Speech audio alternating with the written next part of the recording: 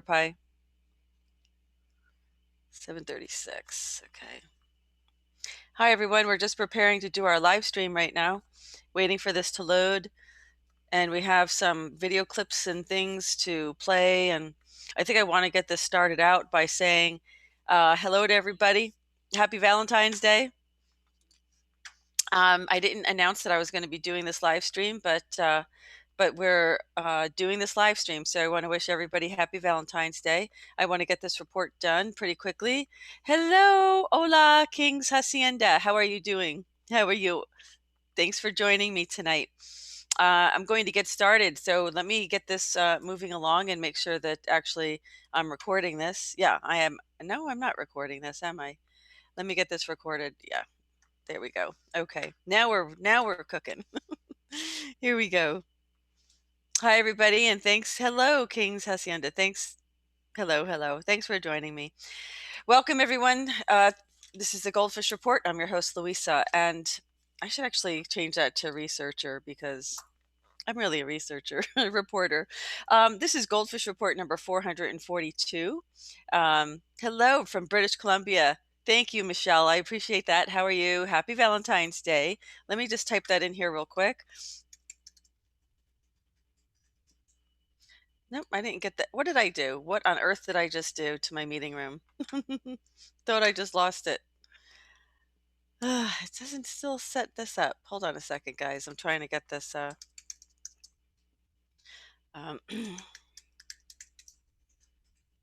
Okay, there we go. I just lost my screen for a minute, but I've got it back. Happy Valentine's Day. I hope everybody's good. I hope everyone's enjoying their Valentine's Day. It's kind of overrated, though, I really feel. You know, it's kind of, I know, it's one of those holidays that you just waste your money on. Should be Valentine's Day every year, shouldn't it? So anyway, let's get moving. This is week 160 POTUS report. This is Friday, February 14th, 2020, and it is Valentine's Day. So I think it's a good day to show how much we support the president, and I'm going to start out by showing a little video of the president before we start our POTUS report. I'm going to screen share this and play it for everybody so you have a little bit of background of the president. From his earliest public appearances, Donald Trump was laying the groundwork for a presidential run, refining his instincts, polishing his reputation as a businessman, and seeking out ways to raise his profile. Our so-called allies are just ripping us off left and right with Japan and Saudi Arabia and Kuwait. They're just ripping this country off. And I could tell you, if I ever was in office, which is unlikely because I don't think I want to be, but if I ever was, that would not happen. By the year 2000, his image largely stabilized after the bankruptcies and public affairs of the 90s. Trump was once again toying with the idea of a White House bid. The President of the United States, Donald Trump. Sounds good. Trump decided not to run then, citing issues with the Reform Party. I'm not going to be running. The party is, as you know, self-destructing. But just as likely, Trump's decision was motivated by uncertainty. At the time, Trump couldn't be sure that he would meet even the 15% threshold that he would need in order to make the fall debates. I think the 15% is really trying to say that they don't want anybody trying to knock off the Democrats and the Republicans. They don't want a spoiler candidate. Excuse me, the people that set that rule were Democrats and Republicans. It's ridiculous. But if exposure was what Trump needed, he was about to strike gold. In January 2004, The Apprentice premiered. At first, Trump didn't realize what a phenomenon the show would be. The new reality TV series, The Apprentice, brings together 20... Okay, so I'm going to end there because I think, today as Valentine's Day is a good day to show how much we love our president. So I wanted to just start out with that and show support for our president. So let me just get my my video back here. Hi, everybody. And let's move along and let's talk about what the president's been doing. This is the 160th week in office. So I'm going to screen share. Hi, Maureen Callahan. How are you? Nice Irish friend, Irish name. Okay, joint statement from the president. Oh, I'm not screen sharing. Hold on one second. Let me get this on here and let's move along for this POTUS report. We have the president had a bilateral meeting with the president of the Republic of Ecuador. They were talking about how Ecuador is recognized as the gateway to the Andes, and there are historic bilateral ties between the two countries. They discussed advancing security, prosperity, and democracy in the Western Hemisphere. They talked about the stewardship of Ecuador to achieve a peaceful and democratic transition away from 21st century socialism to a democratic society. You heard the president in that first clip that I just showed talk about how the United States has been ripped off by a lot of countries for a long time. That was a long time ago, that interview. The president has, as Donald Trump, the real estate developer, I mean, he was, very well aware of this back then. And he obviously, wanted to make it a fair and reciprocal trade deal. And I think he's very happy that he's done that, because for a long time he's known it hasn't been fair and reciprocal. So this is more about that. You can go to the goldfishreport.blogspot.com. You can check out a little bit more of the details of this. But they are committed to trade, and they're also committed to things that are, investment and job creation, as they say here, which will benefit both countries. You can go to the blog and you can read a little bit more about this, and of course about the Women's Global Development Prosperity Program, which government of Ecuador is committed to supporting those objectives, which is really nice, because that's what Ivanka has. She's really kind of spearheaded this women's initiative, which is really wonderful. So there's more information about that. You go to the blog and check that out. This is a press call regarding the strengthening resilience across America's critical infrastructure. There's going to be an executive order about this that we're going to see shortly. This really had to do with what's called PNT services. This is has to do with national resilience through responsible use of positioning, navigation, and timing services. Now, they're talking about GPS. They're talking about the types of things that control even traffic lights down, on that, micro level. But we're also talking about, let me go into a little bit more and find this, things like GPS, relying on smartphones, electricity for smartphone applications and things like that. So there's a lot of details. If you want to know more details about that, you can come here. They're also looking about general aviation that needs to work in the fog. So there's, timing of traffic signals, intelligent transportation systems, and electronic tolling. So all kinds of things, that they're very concerned about keeping moving along. They're also talking about autonomous vehicles, driverless platooning trucks, and drones. So all of these things will be included in this executive order, which I will be showing in a few minutes.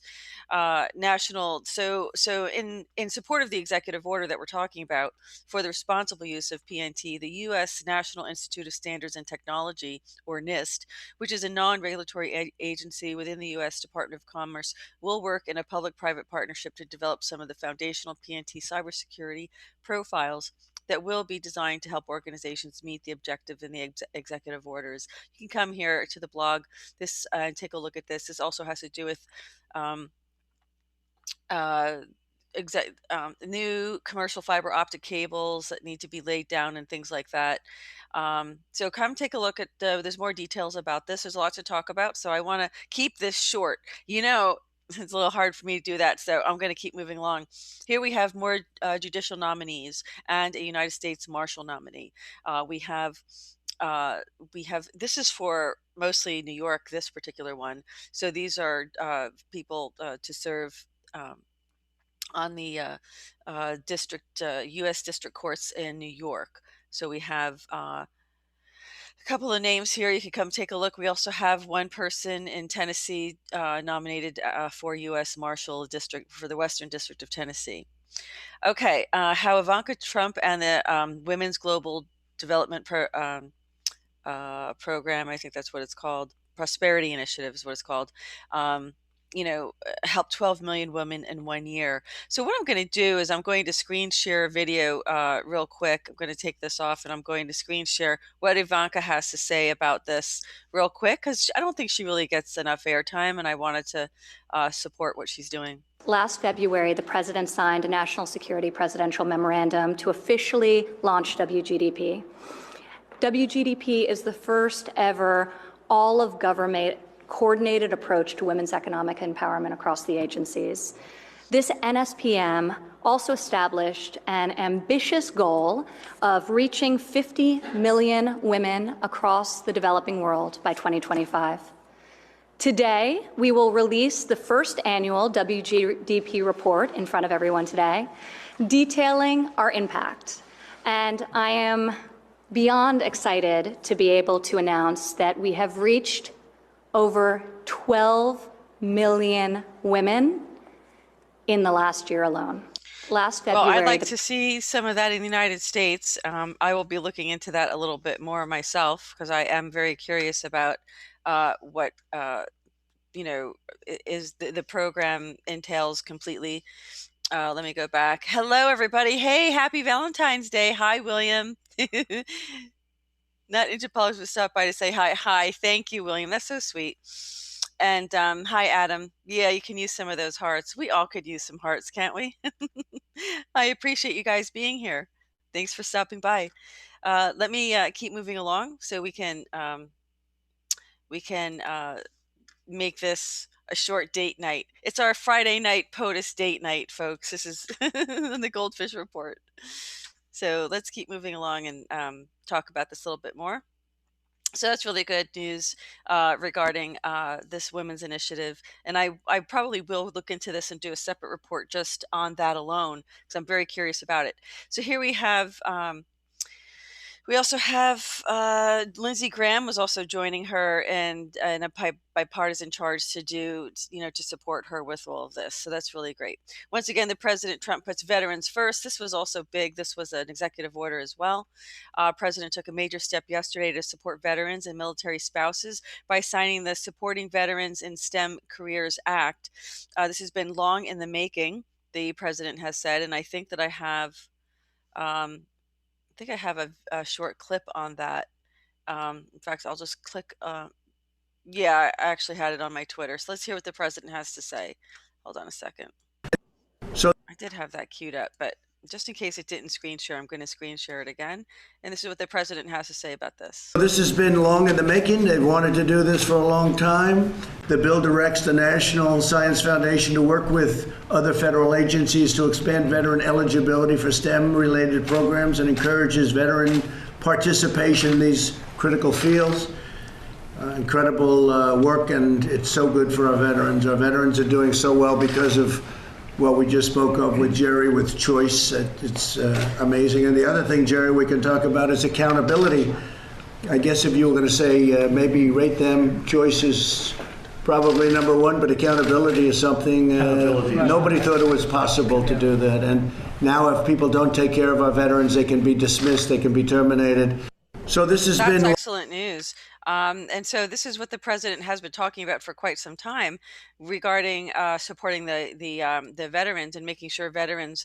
Hi, Dr. Arden. Oh, you're so sweet. Happy Valentine's Day to all of you guys. Thank you for joining me tonight. That's so nice of you. Thank you.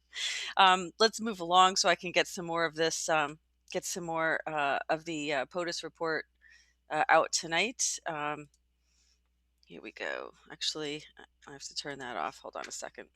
Sorry about that, folks. Let me screen share a little bit more of the blog, and let's keep moving along.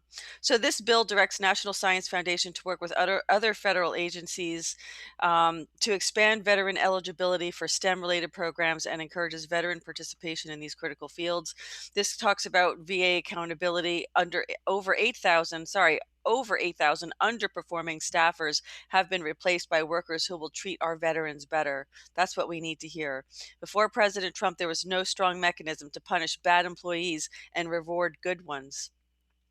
With the VA Mission Act, veterans are able to find the best health care options available for them, whether it be at VA facilities or community providers. With a booming economy, the veteran unemployment rate has hit a record low, and veteran homelessness has dropped by more than 5%. So that's really wonderful. Here's a picture of the president signing this executive order right here. Let's move along. So here we have bilateral talks with President Moreno of the Republic of Ecuador. And as I was saying before, there were common interests that they have in terms of working trade deals. They're working on military options, including the purchase of a lot of our military equipment. We do make the best equipment in the world by far. This is according to the president. I'm quoting the president. And we are negotiating some very important pacts between Ecuador and the United States. So this is what the president focused on. If you want to know more about that, you can come to the blog, the goldfishreport.blogspot.com. You can read this transcript for yourself. There's issues that came up about Roger Stone. The president said they treated Roger Stone very badly. They treated everybody very badly. And if you look at the Mueller investigation, it was a scam because it was illegally set up. It was set up based on false documentation and false documents. If you look at what happened, how many people were hurt, their lives were destroyed, and nothing happened with all the people that did it and launched this scam. Where's Comey? Why? Where is Comey? What's happened to McCabe? What's happening to Lisa and the Peter Strzok and Lisa Page? What's happening with them? It was a whole setup. It was a disgrace for our country, and everyone knows it too. Everyone, including NBC, which gives a lot of fake news. And the fact is that Roger Stone was treated horribly, and so were many other people, and their lives were destroyed. He's probably referring to General Flynn there as well, and a few other people. It turns out, if you look at the FISA warrants and what just happened with FISA, where they found out it was fixed, it was a dirty, rotten deal. So when you look at that and you see what happened to Roger Stone, but think of it as a man leaked classified information, highly classified. They gave him 2 months, Roger Stone, for doing. Nobody even knows what he did. In fact, they said he intimidated somebody. That person said he had no idea he was going to jail for that. That person didn't want to press charges. They put him in for 9 years. It's a disgrace. And frankly, they ought to apologize to a lot of the people whose lives they ruined. So there were more questions. They're asking if he would consider pardoning Roger Stone. And he says he doesn't want to say that yet, but he said that people are hurt viciously and badly by these corrupt people. You can go here and look about, read more what the comments the president had to say. But, there was a clip earlier in the week of Attorney General Barr, who made some comments about the president's tweets, and I will screen share those with the viewers because it's been all over the place. So just to kind of straighten that out and set the facts straight on this, what was actually said, because the mainstream media is not going to report it. They're fake news. So let's hear what Attorney General Barr has to say himself. Have public statements and tweets made about the department, about our people in the department, our men and women here, about cases pending in the department, and about judges before whom we have cases, make it impossible for me to do my job and to assure the courts and the prosecutors in the department that we're doing our work with integrity. Mr. Barr, the president does not like to be told what to do. He may not like what you're saying. Are you prepared for those ramifications? Of course, as I said during my confirmation, I came in to serve as Attorney General. I am responsible for everything that happens in the department, but the thing I have most responsibility for are the issues that are brought to me for decision. And I will make those decisions based on what I think is the right thing to do, and I'm not going to be bullied or influenced by anybody. And I said at the time, whether it's Congress, newspaper, editorial boards, or the president, I'm going to do what I think is right. And,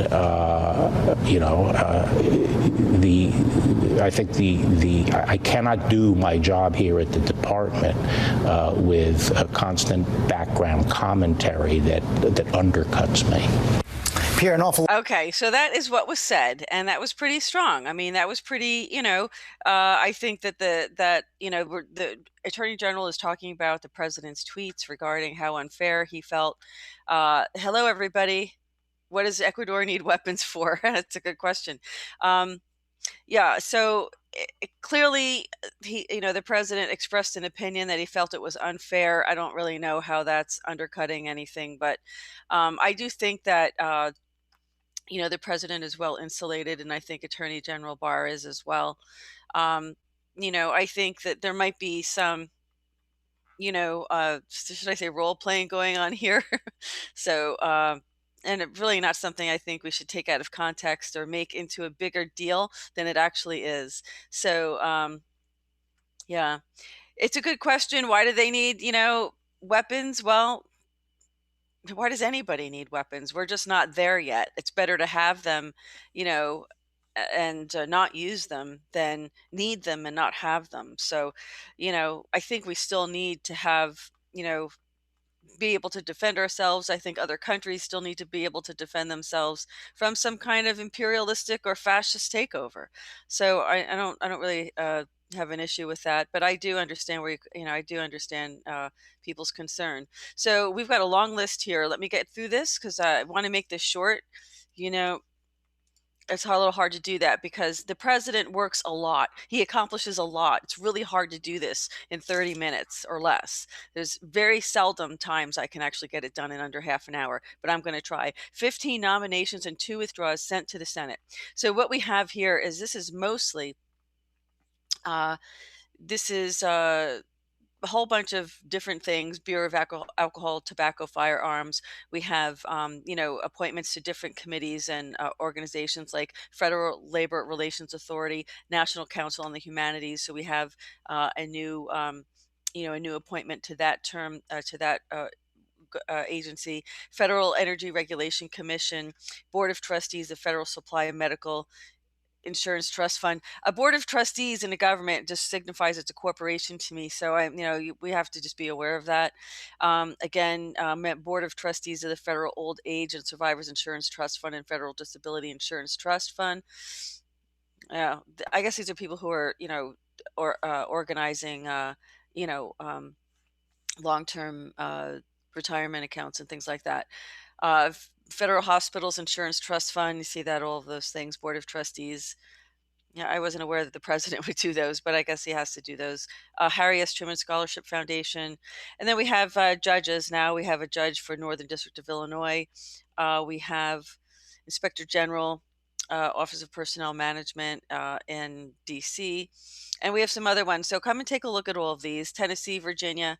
We do have a long list that's coming up of mostly California. He's really replacing some judges in the Southern and Central District of California. But here is the official. Sorry, I was adjusting that. This is the executive order regarding the STEM Careers Act. Let me just get to the point where I can share what this was about and how it explains this. Yeah. Well, they're talking about other things here. This isn't the actual executive order. I'm sorry. This is a transcript of a press conference regarding this, regarding a veteran's choice, being able to go to any provider with your veterans insurance and being able to get insurance of your choice. Here it says it's called Veterans Choice, and the VA is doing so well because people don't have to wait around for 6 weeks to see a doctor.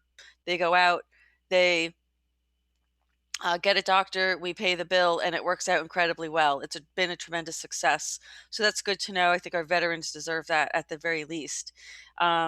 We also have, you can come down here and take a look at all of this. They're talking about some lawyers. They're talking about all these other things that are going on, STEM related fields. Incredible work. Our veterans are doing well because of what we just did. And, of course, that was the clip that I played just a few moments ago. So if you want to read more about that, you can come here and take a look. But basically, that's what the president kind of summed up what the president had said about this. I think this is a very long one. I'm sorry for scrolling, but let me just see. I think this might be the last one. See how long some of these are? It's like almost too long for me to actually share with everybody. Okay, so I got that. So let's move on to Thursday, February 13th, in terms of, hi, everybody. Thank you for being with me tonight. VA needs to, okay, stem cell for COPD. Yeah, I mean, if it's considered as, experimental, it still has to go through a lot of these um, regulations to get past this experimental tag or whatever. Yeah. Bar. Yeah, I don't know why he said that. I don't know. Just things like you'd think he could, handle that or manage that. I don't know, privately. So let's move along. This is a lovely, I can't wait to screen share this. We don't get to screen share a lot of video about the First Lady, but I'm happy to do that this time. Here we have The First Lady hosts movie night for local students, part of her Be Best campaign, and that's the movie theater in the White House. Popcorn in hand, students from Cornerstone schools in Washington, D.C. joined First Lady Melania Trump at the White House Family Theater to watch an inspirational film. We celebrated Black History Month at the White House last week watching the movie Hidden Figures. It was fantastic to host Cornerstone schools and reflect on many important moments in history, the First Lady wrote on Twitter. Hidden Figures depicts the vital role African American women have played in the NASA space program. Before starting the film, the First Lady invited Deborah Tolani Suluhu-Din, an expert with the National Museum of African American History and Culture, to discuss the topic with the students. So I'm going to screen share this clip that's included on this 1600 daily, so you can see what that was about.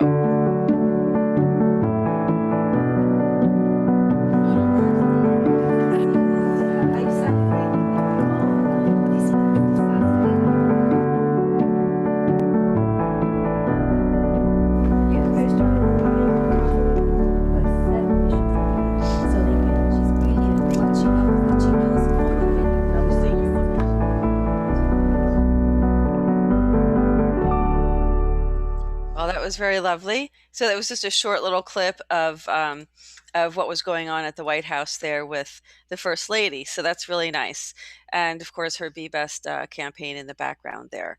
Let me move along. Talk about the president applauds Ecuador's turn from socialism. So that's what it's about. I mean, the president's trying to help bridge that, that gap. And reciprocal trade is good for everybody's currency globally. Once he gets these trade deals done and secured, then we can complete a global currency reset, and we can have a little bit better, more, thanks, Maureen. Yeah, of course we love her. She's the First Lady and she's doing a great job. Thanks for your comments. And again, happy Valentine's Day to anyone who's just joining us. So we want to welcome you. Let's continue to report on what the president's been doing this week. I'm going to screen share this for everybody, and we'll move along. So yesterday, President Trump and the First Lady welcomed President Lenin Moreno Garcias as First Lady to the Ecuador to the White House. The meeting signaled a historic turn in relations between the two countries. President Trump celebrated President Moreno's effort to peacefully transition Ecuador away from 21st century socialism and toward a democratic society with a free market economy. And he's building relationships, as we talked about before. As a strong, free Ecuador is a powerful partner for the United States and South America. We are working on trade deals. We're working on military options, including the purchase of a lot of our military equipment, President Trump said. And we're negotiating some very important pacts between Ecuador and the United States. One issue near the top of the president's agenda, Venezuela, of course. He and President Moreno discussed support for Venezuelan interim President Juan Guaido and agreed on the importance of growing international pressure on the illegitimate Nicolas Maduro regime. The goal is to end the crisis, restore democracy, and protect human rights. So you can go there and take a look at that. And of course, here is the photo of the day. First Lady Melania Trump joins faculty members and students from the Cornerstone School of Washington, D.C. in the White House Family Theater. So that's very lovely.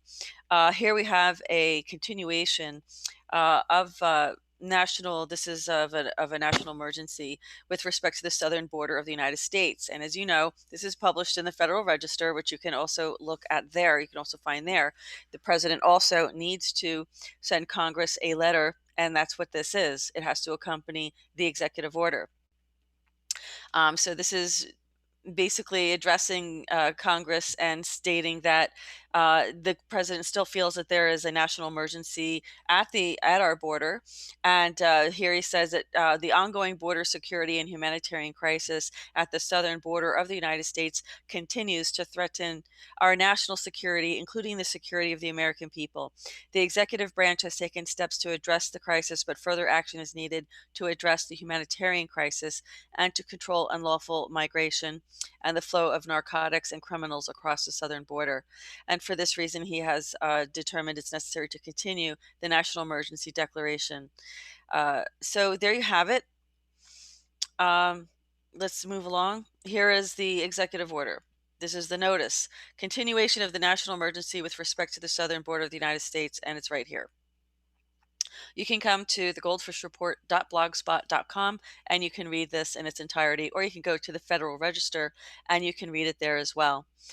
This is an interesting Goldfish report, happens to be on the blog, number 441. It's information transformation. This was with Dr. Scott Werner talking about how information is transforming us, and how this transhumanist agenda may be part of that, and how it's so important that we return to our own spiritual nature, which is who we are as human beings. So you might want to take a look. That's not part of the POTUS, but it is on the blog. So, and these are the only two things I post on the blog, is the president's updates and of course my own interview reports that I do.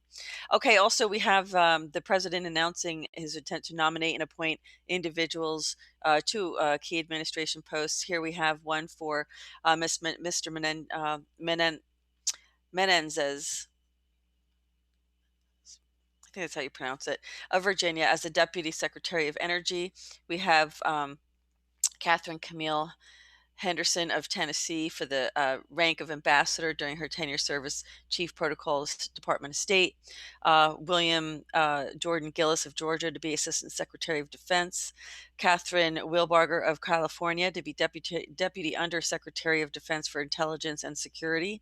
This is interesting. Look at these positions, folks. President's still trying to fill these positions after being in office over 3 years now. Douglas Benevento of Colorado to be Deputy Administrator of the Environmental Protection Agency. We need that. Jessica Elizabeth Hart of Texas to be the Director of Office for Victims of Crime. Check that out. 11 nominations sent to the Senate. This is where I was explaining earlier that this is mostly California here. We have new district judges, U.S. district judges for the Southern District of California. We have Adam Braverman, John Holcomb, I think that's Newt Johnson of California. This is all for Southern District of California. Then we have Steve Kim. We have Sandy Leal, and for the Central District of California. So these are all more judicial appointments, folks. President is dedicated to cleaning up the judiciary, dedicated to appointing judges who are going to follow the Constitution of the United States and implement the Constitution in their cases. And we desperately, desperately need this. We need this on the state level also, so desperately. And this is the problem, is that when the states violate the Constitution, then it's got to be appealed into the federal level. And the federal courts just get so overwhelmed with cases because they're correcting what the states are doing. So in some cases, we really need to get that cleaned up. Here we have the issue of the sanctuary cities and how it undermines the law.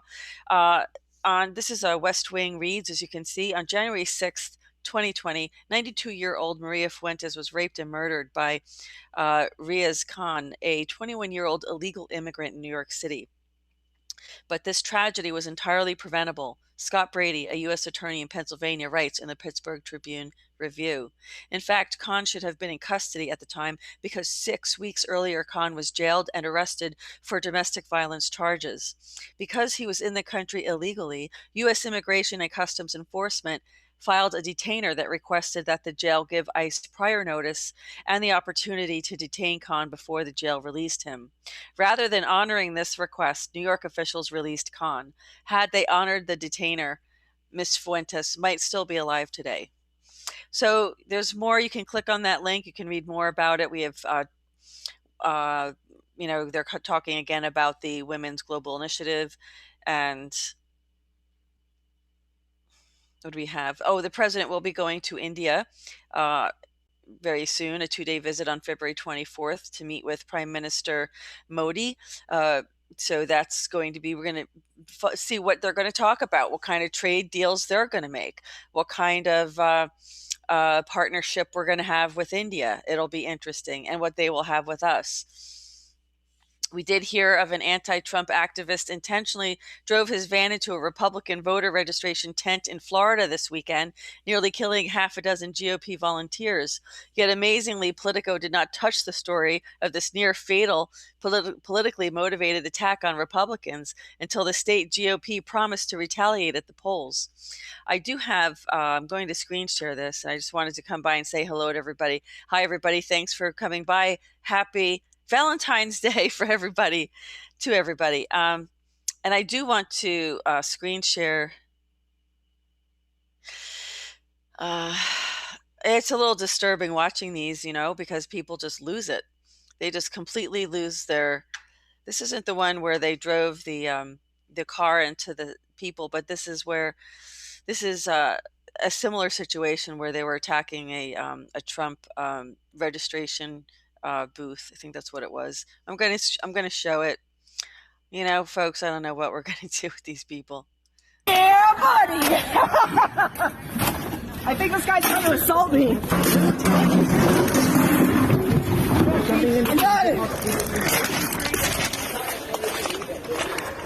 Hey, fuck your shit.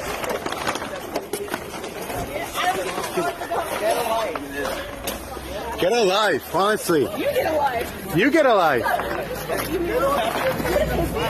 No. Hey, get on camera. You're on camera. Smile. Okay. Report to police department. You're gonna get expelled. Yeah, you guys should contact me. Alright, you back. Alright. You follow her, I'm following her. Yeah, buddy. Yeah, so this was a Republican booth here. I guess they were, trying to, let's see, leftists attack college Republicans tabling for free speech, spits on American flag and calls it a symbol of white supremacy. University of California, Santa Cruz, still silent about this incident of political violence. Very disappointed to see things like this. People are, out of control. They're really, what they can't handle is this right here. They can't handle our president, Teflon Don. He is no match for Deep State Palooka, folks.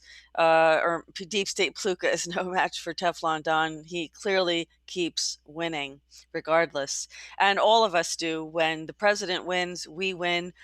And we need to stick together. This is why they are coming unglued. They suffer Trump derangement syndrome, and there's really not much you can do about that. So, sadly, I had to share that news. Let's move along to today, and I'm going to screen share what the latest is regarding the news. So here we have yet another executive order reviving the National Space Council. So this is just reviving one that already exists. So this council shall be composed of the following members. There's 13, there's 16, I think, members of this council. Tells you, it almost looks like another MJ-12, which I think actually was expanded into, 40 members, if I'm not mistaken, according to my research. I can be corrected on that, but this is interesting because this is National Space Council, and you can see who the council is composed of. The Vice President, the Secretary of State, Secretary of Defense, Secretary of Commerce, Transportation, Energy, Homeland Security, National Intelligence, Director of Office of Management and Budget, of course. The Assistant to the President for National Security Affairs, the Assistant to the President for Economic Policy, Assistant to the President for Domestic Policy, Administrator of the National Aeronautics and Space Administration, the Director of Office of Science and Technology, the Chairman of the Joint Chiefs of Staff, and the heads of other executive departments and agencies, and other senior officials within the Executive Office of the President, as determined by the Chair. Revocation of quarterly reporting requirement. Revocation, the first sentence of Section 4C of the executive order. So, they're granting by law an executive department or agency the functions of the director of the Office of Management and Budget, such and such. You can come here and read this. It is not intended to and does not create any right or benefit substantial. This is just typical language that you have to read on that. So that's an interesting development. Let me read and see if we have covered everything else that we wanted to talk about. I think these were the main issues.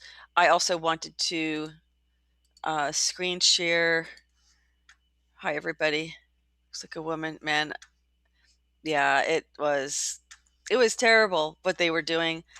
They're being attacked all the time. Let's talk a little bit about Q before we sign off. It's Valentine's Day. I'm sure everybody wants to get out the door to their date or their honey or their loved one or their person, whoever their other person. So let's take a look. So here we have, DOJ attorney John Durham is going to bring bigger slam dunk charges. That's good because we're all waiting for that, right? We're all waiting for that. Q's been telling us it's coming and we are waiting for it. So that's good. Durham's investigation of Andrew McCabe is still ongoing. Interesting. And we have a blank drop here, which probably means something, but we don't know what just yet. So Barr's delayed testimony allows for public dissemination of critical facts. This is true. Allow public dissemination of critical facts. Possible unseal, declass prior to world televised sit down. So it looks like they're saying prior to world televised sit down, something's going to happen. There's got to be a main event. There really does. There has to be a main event in this whole Q and transition takedown of the corrupt elements on our planet that have hijacked our society. Sometimes the necessary forum to update the American public is provided by those same people being investigated for blah, blah, blah. Released to change strategy. Watch what happens next. So, look, there's probably some deals being made and they really have to go along with it in order to red pill the people, right? Durham scrutinizing John Brennan's handling of Russian interference in 2016. Well, you already heard what the president had said. The whole thing was a hoax. We know it was a hoax. That's old news. Jim Jordan right now says Bill Barr is fighting to hold the FBI accountable for lying to the FISA court 17 times.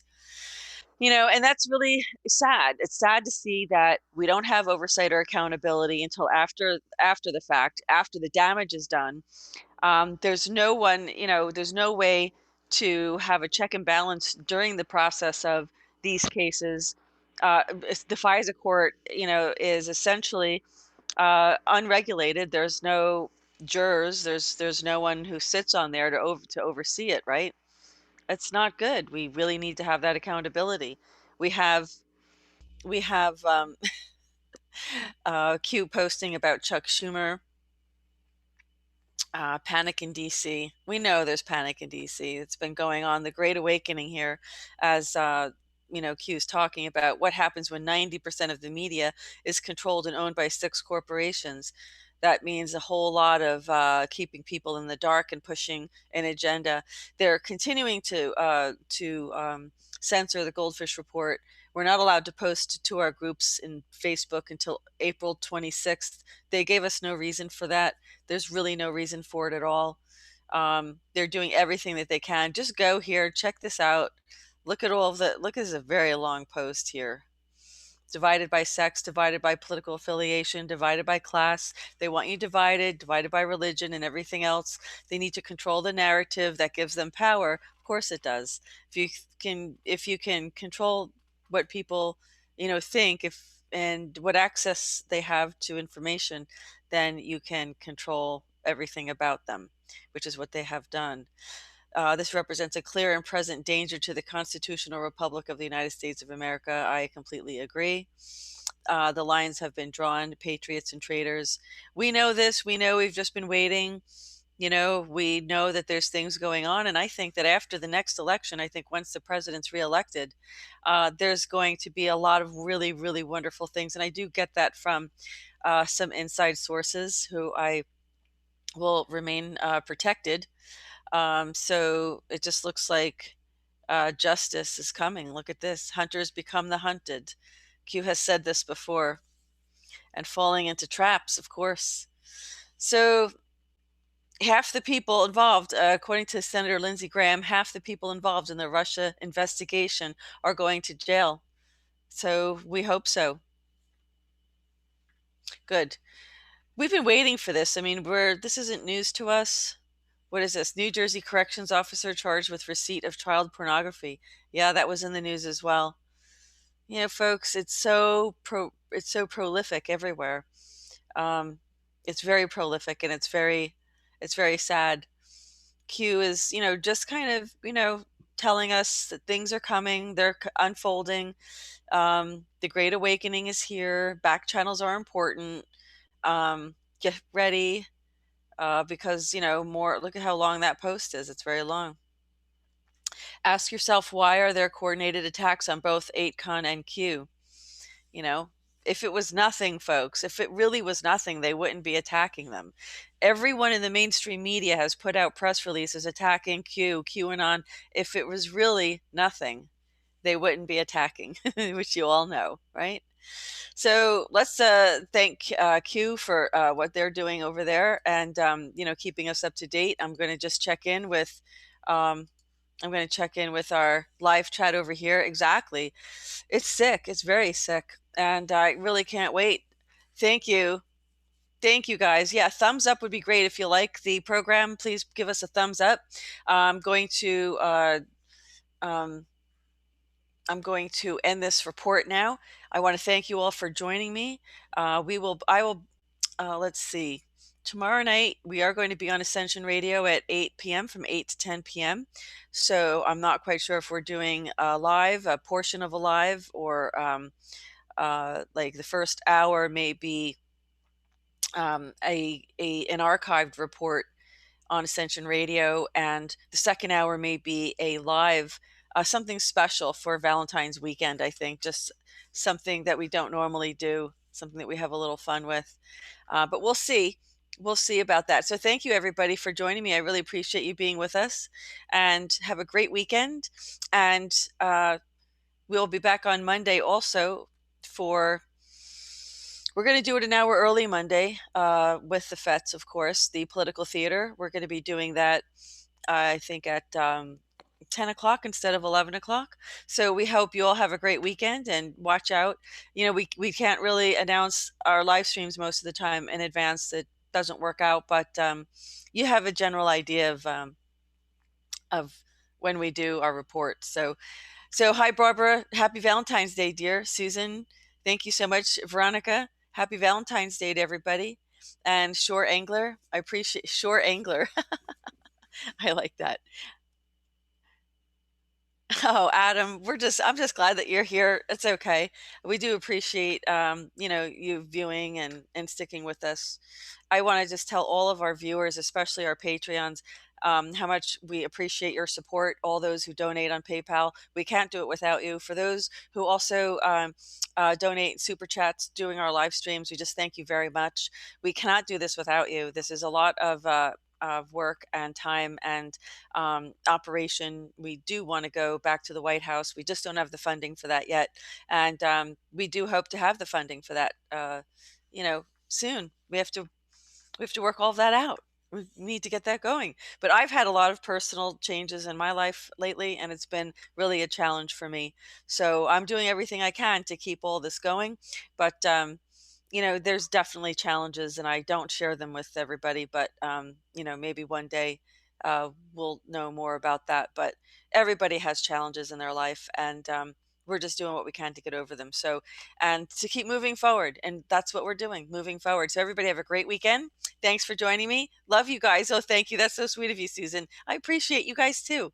I love you all. It's Valentine's weekend, and oh, that's great. That's great that you donated to Miles too, because he needs that. I appreciate that, Maureen. Thanks so much, everybody. Have a great weekend. Have a wonderful not Thanksgiving, Valentine's Day. Sorry. Be thankful for everybody is what I am, actually. So have a good night. This concludes this edition of the GoldFish Report.